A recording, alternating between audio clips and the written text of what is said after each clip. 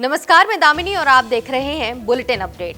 दुनिया की राजनीति से लेकर भारत की सुरक्षा, अदालतों से जुड़े बड़े फैसलों, एयरलाइंस संकट और दिल्ली के एक नए परिवहन बदलाव तक आज की टॉप खबरें हर किसी को प्रभावित कर रही हैं। दिल्ली में पुतिन मोदी मुलाकात से दुनिया की नजरें भारत पर टिक गई हैं। वहीं ट्रंप का नया दावा अंतर्राष्ट्रीय हलचल बढ़ा रहा है। वहीं रक्षा मंत्री राजनाथ सिंह का बयान एक बार फिर भारत रूस साझेदारी की ताकत दिखा गया। और गुजरात हाईकोर्ट का अहम फैसला अहमदाबाद केस में नया मोड़ ले आया। साथ ही इंडिगो की 550 फ्लाइट्स कैंसिल होने से देश भर के यात्रियों में हड़कंप मचा और इसके साथ ही दिल्ली में भारत टैक्सी का पायलट प्रोजेक्ट शुरू होकर परिवहन सेक्टर में बड़ा बदलाव ला सकता है। इन सभी खबरों पर विस्तार से बात करेंगे, लेकिन उससे पहले एक नजर आज की हेडलाइंस पर। रूसी राष्ट्रपति पुतिन 7 मंत्रियों के साथ भारत पहुंचे। पीएम मोदी के साथ की द्विपक्षीय वार्ता, 25 से ज्यादा समझौतों पर मुहर लगने की उम्मीद। पीएम मोदी ने किया पुतिन का ग्रैंड वेलकम, 7 LKM पर दिया प्राइवेट डिनर, गिफ्ट में दी भगवत गीता, कहा करोड़ों लोगों की प्रेरणा है। ममता बनर्जी बोली SIR अमित शाह की चाल है, अगर हमारी सरकार इसे रोकती तो पश्चिम बंगाल में राष्ट्रपति शासन लग जाता। 1 साल में खत्म हो जाएंगे टोल बूथ, देश भर में कहीं नहीं रोकनी पड़ेगी गाड़ी, शुरू होगी नई व्यवस्था, नितिन गडकरी ने दी जानकारी। BLO की मौतों पर सुप्रीम कोर्ट का आदेश, काम का दबाव कम करें, छुट्टी भी दीजिए। रेवंत रेड्डी के बयान, हिंदू देवी देवताओं वाली टिप्पणी पर बढ़ा बवाल, बीजेपी ने राहुल गांधी से किया सवाल कि चुप क्यों हैं। अब बढ़ते हैं मुख्य खबरों की ओर। दिल्ली में पुतिन मोदी मुलाकात ने दुनिया का ध्यान भारत की ओर खींचा हुआ है और इसी बीच ट्रंप का एक बड़ा बयान सामने आया कि ट्रंप का दावा है कि वो दुनिया में 8 युद्ध खत्म कर चुके हैं और अब रूस यूक्रेन युद्ध भी रोक लेंगे। दिलचस्प बात यह है कि ये दावा उस वक्त आया है जब पुतिन भारतीय दौरे पर हैं और रूस यूक्रेन संघर्ष का हल कहीं दिखाई नहीं दे रहा। अब सवाल ये है कि ट्रंप का बयान राजनीतिक शोर है या वाकई किसी बड़े संकेत की ओर इशारा। पूरी दुनिया की नजरें इस समय दिल्ली पर हैं। रूस के राष्ट्रपति व्लादिमीर पुतिन भारत पहुंच चुके हैं और एयरपोर्ट पर पीएम मोदी ने गर्मजोशी से उनका स्वागत किया। कैमरों की फ्लैश, रेड कारपेट और दोनों नेताओं की दोस्ताना केमिस्ट्री ने लोगों का ध्यान खींच लिया। इसी बीच एक ऐसा बयान सामने आया जिसने माहौल को और गर्म कर दिया है। यह बयान किसी और का नहीं बल्कि अमेरिका के राष्ट्रपति डोनाल्ड ट्रंप का है। ट्रंप अक्सर अपने बड़े बड़े दावों की वजह से चर्चा में रहते हैं। कभी कहते हैं कि अगर वे सत्ता में होते तो रूस यूक्रेन युद्ध शुरू ही नहीं होता। कभी दावा करते हैं कि उन्होंने एक फोन कॉल में भारत पाकिस्तान युद्ध को रोक दिया। अब उन्होंने फिर से एक बड़ा बयान दे दिया है।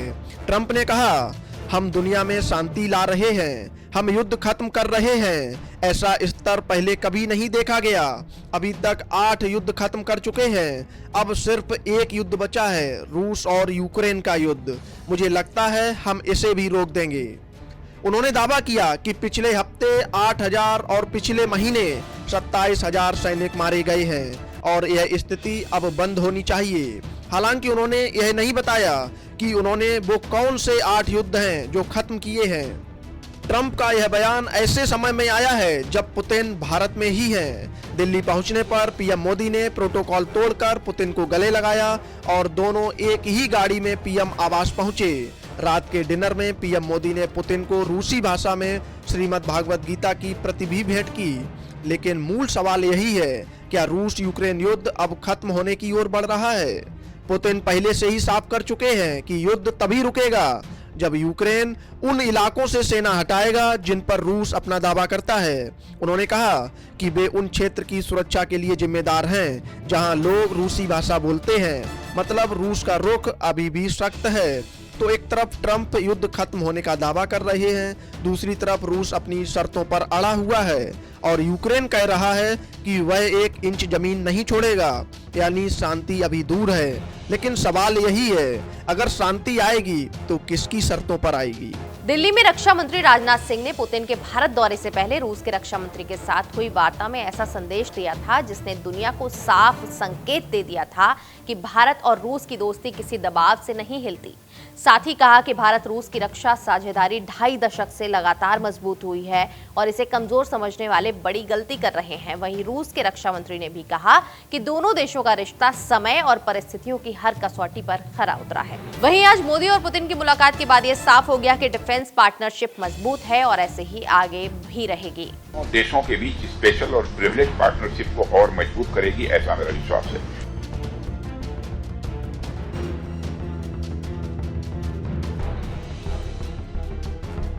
आज दिल्ली में एक ऐसा सीन देखने को मिला जिसने साफ कर दिया कि भारत अपने दोस्तों के साथ खड़ा है और अपने दुश्मनों को साफ करने का मजबूत इरादा रखता है। रूस के राष्ट्रपति व्लादिमीर पुतिन दिल्ली पहुंच चुके हैं, लेकिन असली शो तो उससे पहले ही हो गया, जब रक्षा मंत्री राजनाथ सिंह ने मीटिंग में ऐसा बयान दिया कि सुनने वालों के कान के लोहे पिघल जाए। राजनाथ सिंह ने सीधे सीधे कह दिया कि रूस सिर्फ पार्टनर नहीं, भारत का स्पेशल, स्ट्रॉन्ग और भरोसेमंद दोस्त है, और जो भी दुनिया में आतंक फैलाए घूमते हैं उन्हें समझ लेना चाहिए कि इंडिया रशिया की डिफेंस पार्टनरशिप कोई हिलने वाली चीज नहीं है। दोनों देशों के बीच स्पेशल और प्रिविलेज पार्टनरशिप को और मजबूत करेगी, ऐसा मेरा विश्वास है। इन्हीं शब्दों के साथ योर एक्सेलेंसी, मैं आपसे आपके रिमार्क्स के लिए अनुरोध करता हूँ। धन्यवाद। उन्होंने कहा, साल 2000 से लेकर आज तक चाहे दुनिया में कितना भी भूचाल आ जाए, भारत और रूस का सैन्य रिश्ता सिर्फ मजबूत हुआ है। हमारे जवान, हमारे एक्सपर्ट सब जमीन पर मिलकर नतीजे निकाल रहे हैं, और जो भी इसे कमजोर समझता है उसकी गलतफहमी दूर होनी चाहिए। दूसरी तरफ रूस के डिफेंस मिनिस्टर आंद्रेई बेलाउसोव भी साफ बोल गए, भारत और रूस की दोस्ती वक्त की कसौटी पर खरी उतरी है, और ये रिश्ते किसी दबाव से नहीं, परंपरा और सम्मान से बंधे हैं। 5 दिसंबर को होने वाली इस मुलाकात से पहले ही राजनाथ सिंह ने ऐसा टोन सेट कर दिया कि सुनकर हमारे दोस्त खुश और दुश्मन परेशान हो जाए। अहमदाबाद में एक महिला पर अपनी सास की जान लेने का गंभीर आरोप है और इसी महिला को फैमिली कोर्ट ने पति से 45 लाख रुपए एलिमनी देने का आदेश दे दिया था, लेकिन अब गुजरात हाई कोर्ट ने इस आदेश पर रोक लगा दी है। कोर्ट ने कहा कि ये सिर्फ तलाक का मामला नहीं बल्कि गंभीर अपराध के आरोप भी जुड़े हैं जिनकी अनदेखी नहीं की जा सकती। इस फैसले ने अब पूरे केस की दिशा बदल दी है और आगे की सुनवाई बेहद अहम होने वाली है। मामला अक्टूबर 2020 का है, जब निकिता अग्रवाल ने लोहे की रॉड से अपनी सास रेखा अग्रवाल पर इतना बर्बर हमला किया कि उसकी मौत हो गई। गिरफ्तारी के बाद निकिता ने जेल में ही बच्चे को जन्म दिया और 2 साल से अधिक समय सलाखों के पीछे रही। बाद में उसे जमानत मिली। इसके बावजूद 2021 में पति दीपक अग्रवाल ने तलाक के लिए अर्जी दाखिल की। अपने ऊपर की गई मानसिक और शारीरिक प्रताड़ना और सास की हत्या को हवाला बनाते हुए इस साल अगस्त में फैमिली कोर्ट ने तलाक को मंजूर कर दिया, लेकिन ग्रेनाइट के कारोबार करने वाले दीपक को अपनी आय के आधार पर निकिता को एक मुश्त 45 लाख रुपए गुजारा भत्ता देने का आदेश सुनाया। देश की सबसे बड़ी एयरलाइन इंडिगो बड़े ऑपरेशनल संकट में फंस गई है। सिर्फ एक दिन में 550 से ज्यादा फ्लाइट्स रद्द करनी पड़ी, जिससे एयरपोर्ट्स पर यात्रियों की लंबी कतारें और अफरा तफरी का माहौल दिखा। कंपनी ने कहा कि तकनीकी और नेटवर्क समस्याएं अभी भी गंभीर हैं और डीजीसीए पहले ही जांच कर रहा है। अब असली सवाल यही है कि क्या इंडिगो अपने ऑपरेशन को जल्द सामान्य कर पाएगी या संकट और गहरा होगा।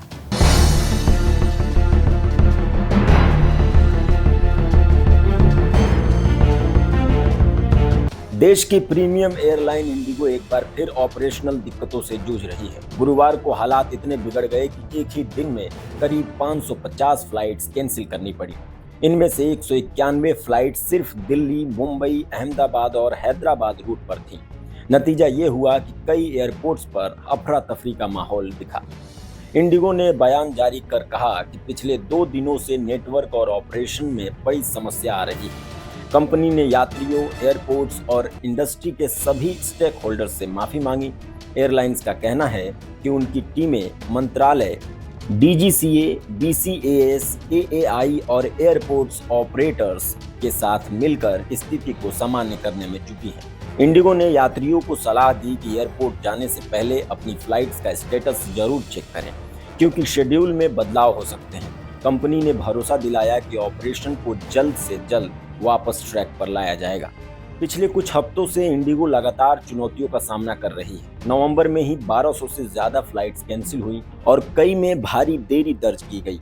परफॉर्मेंस गिरने के बाद डीजीसीए ने जांच शुरू कर दी। एयरलाइंस ने पूछा कि फ्लाइट कैंसिलेशन और डिले इतनी तेजी से क्यों बढ़ रहे हैं। स्थिति अभी भी संवेदनशील है और सभी की निगाहें इस बात पर है कि इंडिगो कब तक अपने ऑपरेशन को सामान्य कर पाती है। और वहीं दिल्ली में भारत टैक्सी का पायलट प्रोजेक्ट शुरू हो चुका है और इसे देश का पहला कोऑपरेटिव मॉडल पर आधारित टैक्सी ऐप माना जा रहा है। 51,000 से ज्यादा ड्राइवर्स अब तक इससे जुड़ चुके हैं और सबसे बड़ी बात, ड्राइवर्स की कमाई पर कोई कमीशन नहीं काटा जाएगा। सरकार का दावा है कि इससे ड्राइवर्स को आजादी मिलेगी और यात्रियों को सस्ता और भरोसेमंद परिवहन मिलेगा। अगर ये मॉडल सफल होता है तो भारत का टैक्सी उद्योग बड़े बदलाव की तरफ बढ़ सकता है। राजधानी दिल्ली में भारत टैक्सी का पायलट प्रोजेक्ट शुरू हो चुका है, जबकि गुजरात में ड्राइवरों का पंजीकरण अभी चल रहा है। इस नई सेवा में कार, ऑटो और बाइक तीनों शामिल हैं। अब तक 51,000 से ज्यादा ड्राइवर इस ऐप पर रजिस्टर हो चुके हैं। सहकारिता मंत्री अमित शाह ने लोकसभा में बताया कि भारत टैक्सी ऐप का मकसद देश के टैक्सी और कैब ड्राइवरों को प्राइवेट कंपनियों की निर्भरता और भारी कमीशन से छुटकारा दिलाना है। उन्होंने कहा कि यह ऐप दिसंबर से पूरे देश में शुरू होने की तैयारी में है और इसे सहकार टैक्सी कोऑपरेटिव लिमिटेड चलाएगी। इसके प्रवर्तक हैं गुजरात सहकारी दुग्ध विपणन संघ, IFFCO, KRIBHCO, NAFED, NDDB, NCL, NCEL, NCDC और नाबार्ड। यह देश का पहला डिजिटल राइड हेलिंग प्लेटफॉर्म होगा जो पूरी तरह सहकारी मॉडल पर चलेगा। इसमें यूजर फ्रेंडली बुकिंग सिस्टम, पारदर्शी किराया, लाइव व्हीकल ट्रैकिंग, सुरक्षित और सत्यापित ड्राइवर, मल्टीलिंगुअल ऐप सपोर्ट और 24/7 कस्टमर सर्विस जैसी सुविधाएं होंगी। सबसे बड़ी बात यह है कि ड्राइवर हर राइड की पूरी कमाई बिना किसी कटौती के पाएंगे और यात्रियों को भी सस्ती भरोसेमंद सेवाएं मिलेंगी। ऐप को दिल्ली मेट्रो और अन्य परिवहन सेवाओं से जोड़ा गया है ताकि एकीकृत बुकिंग की सुविधा मिल सके। सुरक्षा के लिए दिल्ली पुलिस के साथ साझेदारी भी की गई है। अमित शाह ने यह भी बताया कि सहारा ग्रुप की सहकारी समितियों के 35.44 लाख जमाकर्ताओं को अब तक 6,841.8 करोड़ रुपए वापस किए जा चुके हैं। Bureau report, Bharat update news. तो ये थी आज की बड़ी खबरें। खबरों का सिलसिला लगातार जारी रहेगा। देखते रहिए भारत अपडेट।